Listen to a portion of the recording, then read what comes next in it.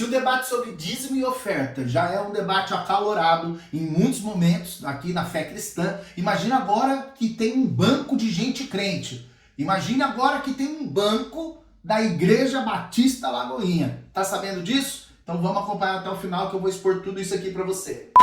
Clavaforte Bank é o banco da Igreja Batista Lagoinha. O pastor André Valadão agora é presidente de um novo banco no Brasil, um banco pensado para cristãos.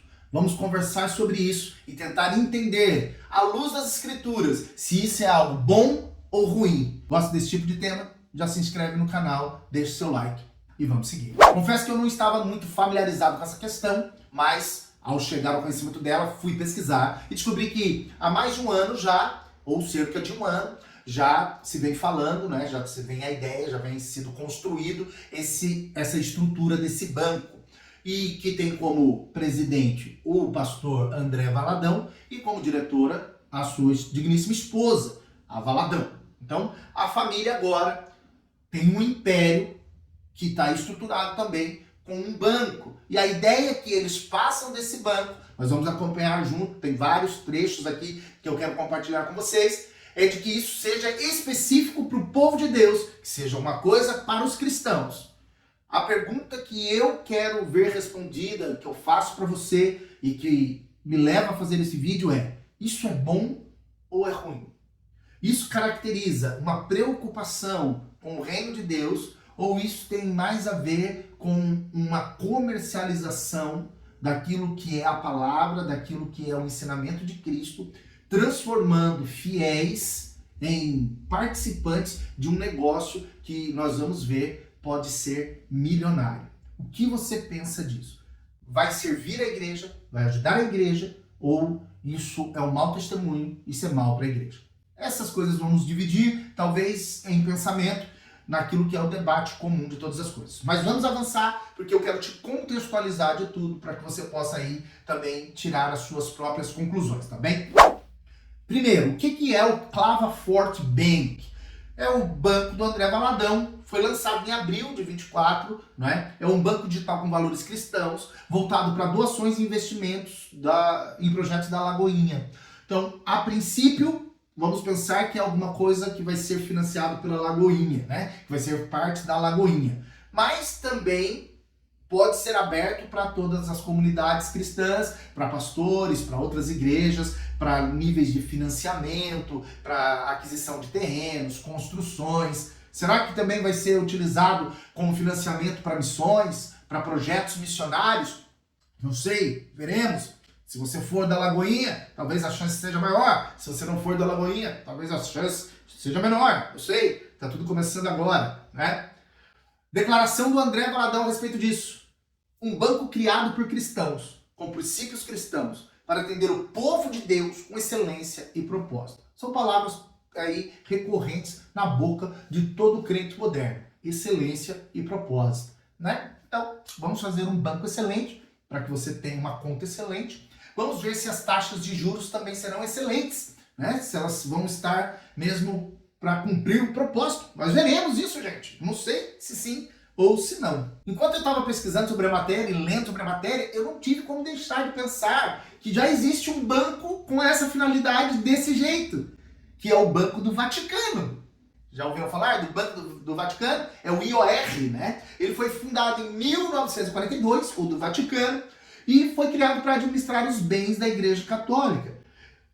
O Banco do Vaticano possui lucros milionários. Tudo quanto é oferta, dízimos e tal, tudo chega para esse banco.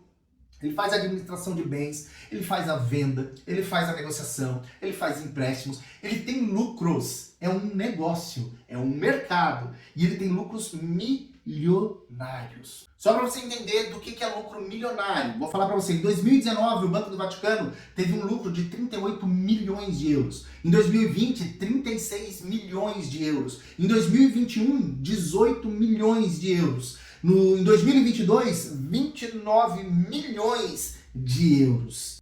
Então veja, quando o André Valadão, a sua equipe, eles vêm com uma ideia de ter um banco, eu não consigo acreditar que seja filantrópico. Não acredito que seja uma coisa que, eu estou pensando no crente. Porque, tem tanto banco aí legal já, tanto banco digital bom, fácil, e ninguém procurou fazer uma parceria. É criar um banco nosso mesmo, né? Então nós temos um modelão aí do Vaticano, vamos fazer igual, vamos fazer na mesma linha.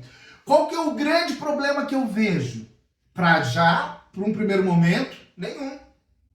A coisa está aí. Mas, assim como no Banco do Vaticano, será que nós, nos próximos tempos, veremos os escândalos éticos, os escândalos acontecendo, os níveis de corrupção altíssimo, desvios de dinheiro? Será que isso também vai acontecer? Será que corre-se o risco disso acontecer? Mas nós temos outros bancos também de outras religiões, tá? O Zion's Bank, por exemplo, é da Igreja do Jesus Cristo dos Santos dos Últimos Dias. Os Mormons, eles têm um banco deles com mais de 400 agências pelos Estados Unidos. Tem o Pax Bank, que é da Fundação Católica na Alemanha. Temos os bancos islâmicos, que são totalmente baseados na Sharia. E aí eles proíbem juros e promovem lucro compartilhado. Eles fazem a PLR, a participação dos lucros e resultados. Eles não cobram juros. Cara, talvez a ideia seja seguir aí os bancos islâmicos, né? E o que a Bíblia diz sobre isso? Vamos dar uma olhada? Aqui em Mateus, capítulo 6, no verso 24, diz assim: ninguém pode servir a dois senhores, ou há de odiar a um e amar o outro, ou se dedicará a um e desprezará o outro. Não podeis servir a Deus e às riquezas, ou a Mamon, ou ao mercado. Qual que é aí o grande problema? Nós temos que orar muito pelo pastor André Valadão, gente. Por quê? Porque a possibilidade de descambar e servir a Mamon é muito grande.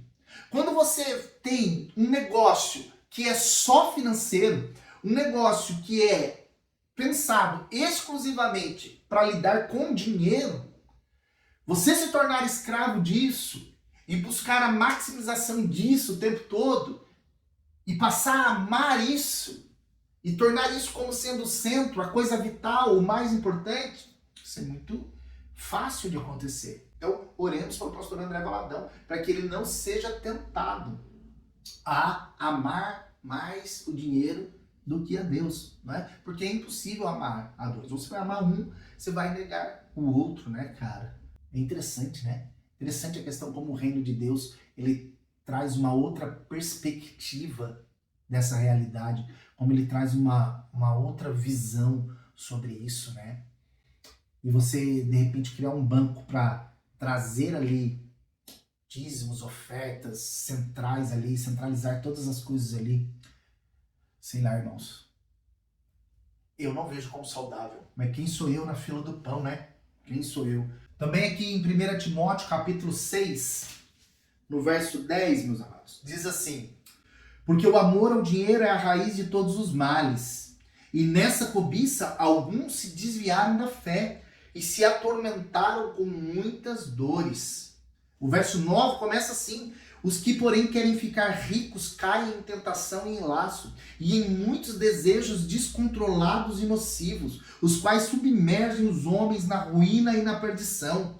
Engraçado, né? Porque prega-se tanto nos púlpitos aí sobre aquilo de ser rico, né? Sobre Deus quer te fazer a pessoa mais rica do mundo, né?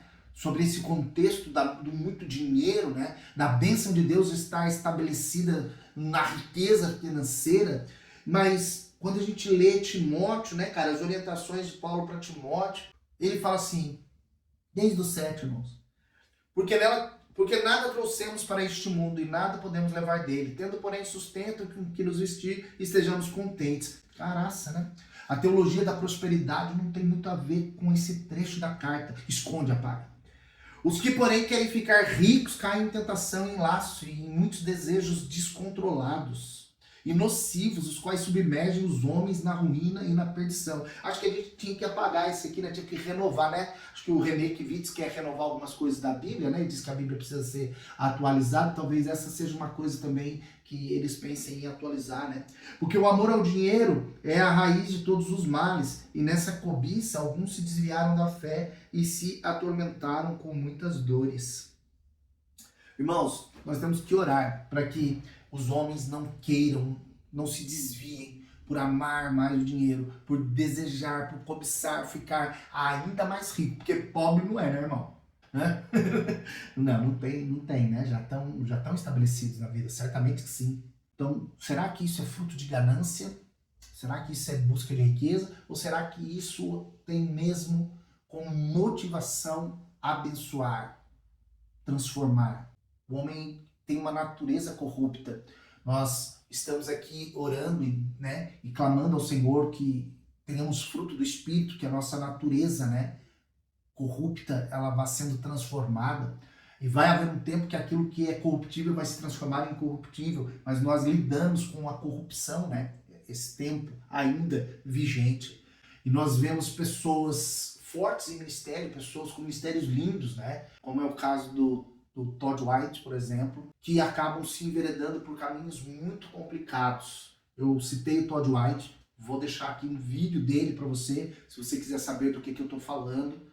E eu realmente espero que Deus possa nos abençoar, nos guardar e nos livrar de todo mal. Em nome de Jesus. Deus abençoe.